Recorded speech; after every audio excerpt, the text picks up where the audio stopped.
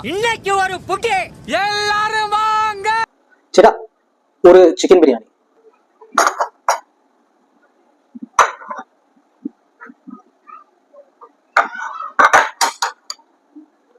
அண்ணா சேட்டா மீல்ஸ் அல்ல பிரியாணி.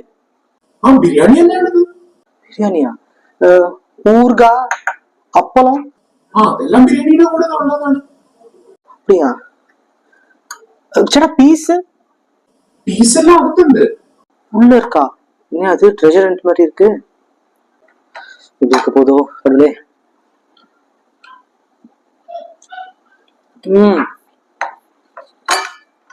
சூப்பர். பாக்குறதா வெளியா இருக்கு.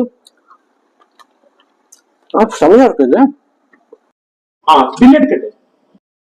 பில்லா சேட்டா?